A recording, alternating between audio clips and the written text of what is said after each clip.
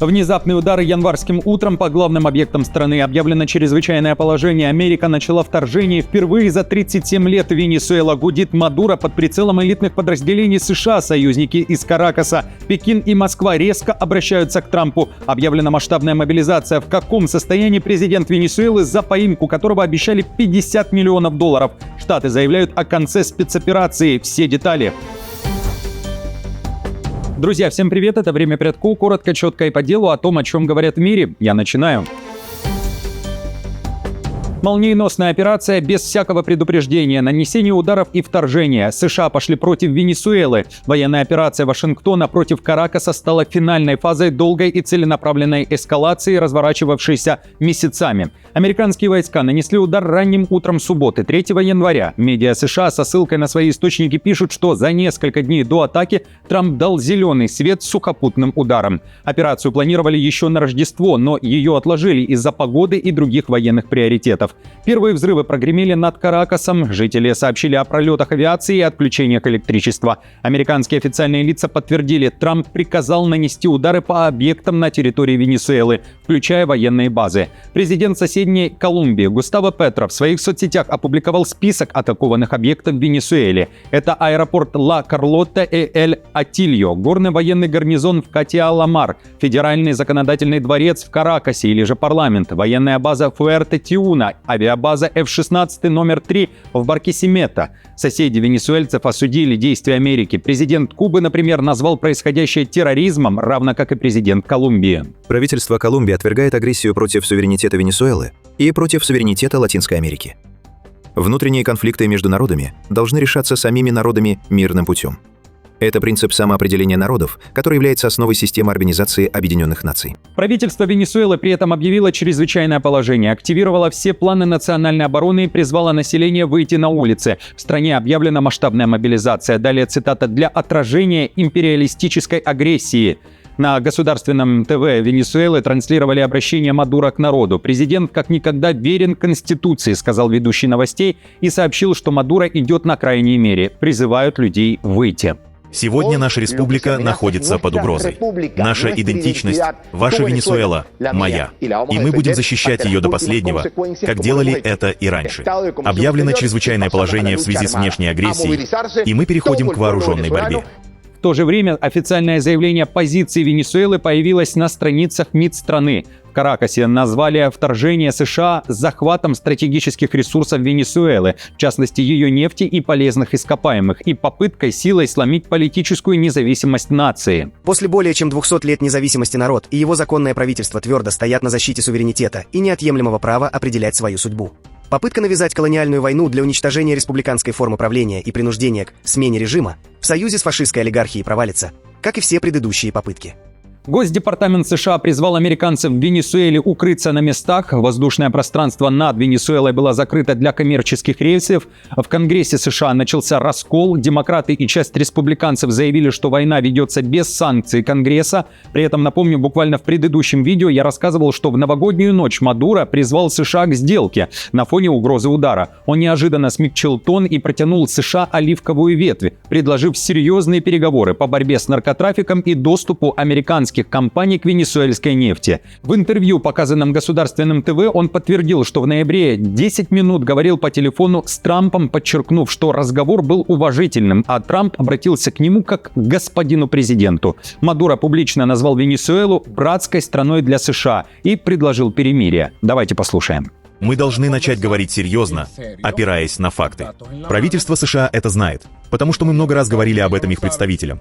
Если они хотят серьезно говорить о соглашении по борьбе с наркотрафиком, мы готовы к этому.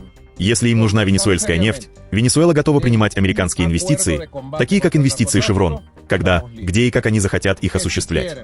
С начала сентября США резко активизировали военную кампанию в Карибском бассейне и восточной части Тихого океана. Американские силы нанесли более 30 ударов по судам, которые администрация Вашингтона называла наркоконтрабандными. В результате этих операций погибли более 110 человек. Особый резонанс вызвал удар, при котором американские военные нанесли повторную атаку после обнаружения выживших.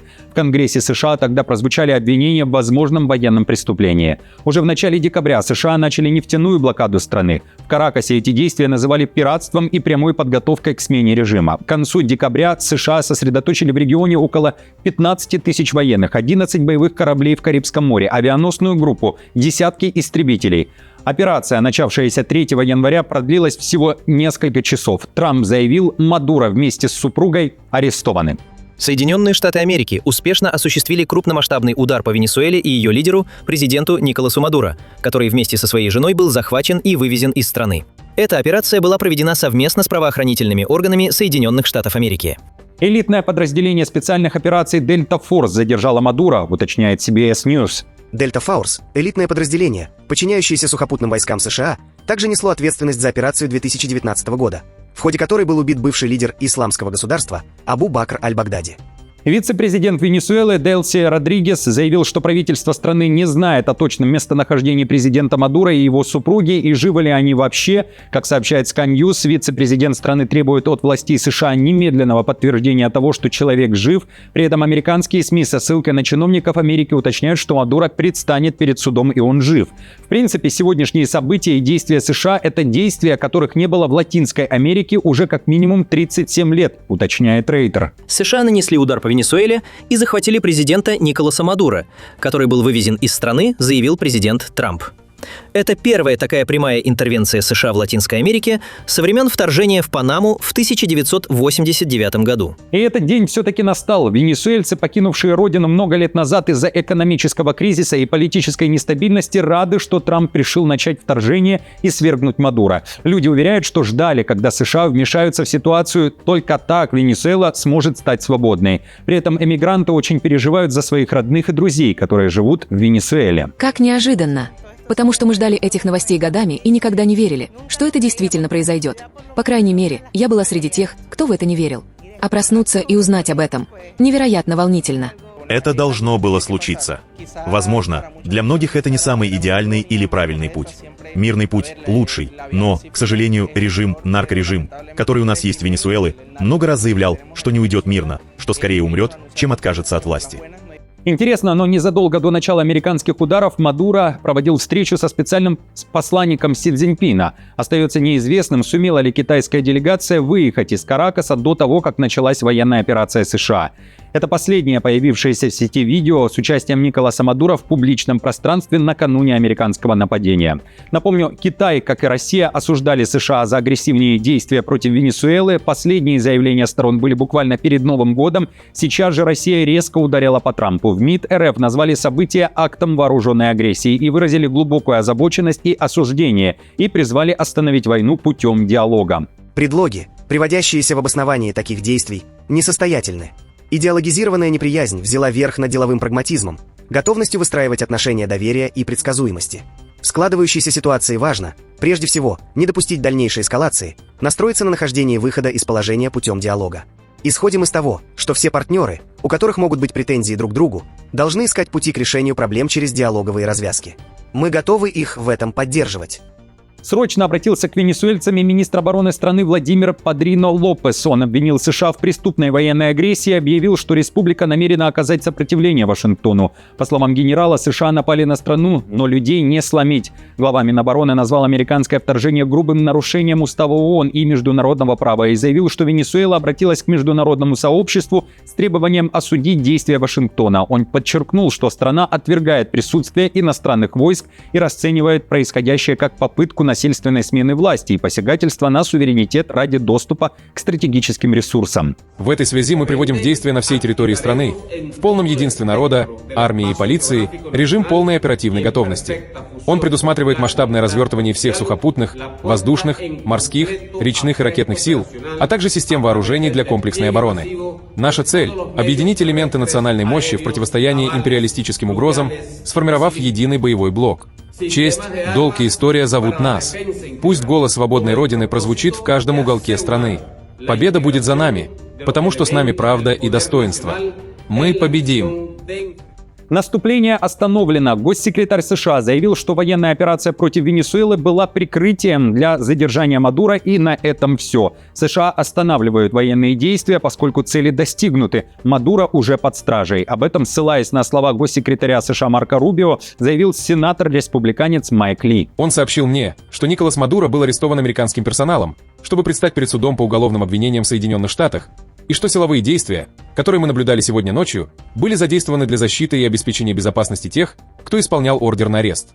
Исторически США неоднократно вмешивались в дела Латинской Америки, включая операции в Гренаде и Панаме, часто мотивированные геополитикой и ресурсами. Изначально в 2020 году США предлагали $15 миллионов за информацию о Мадуро, но в августе 2025 года награду увеличили до 50 миллионов. Минюст США обвинял Мадуро и его окружение в наркотерроризме, коррупции и организации масштабного трафика запрещенных веществ США, которые назывались оружием против Америки. Вашингтон утверждал, что при Мадуро Венесуэла стала наркогосударством, где доходы от наркотрафика компенсировали потери от нефтяных санкций. Америка не признавала Мадуро легитимным президентом, его называли диктатором, подавляющим оппозицию и ответственным за гуманитарный кризис и бегство миллионов венесуэльцев. О новых деталях спецоперации, друзья, расскажу уже в следующем выпуске. Спасибо вам большое за просмотр, хорошего дня. Не забудьте поддержать мою работу лайком, подпиской и комментарием. До встречи уже завтра.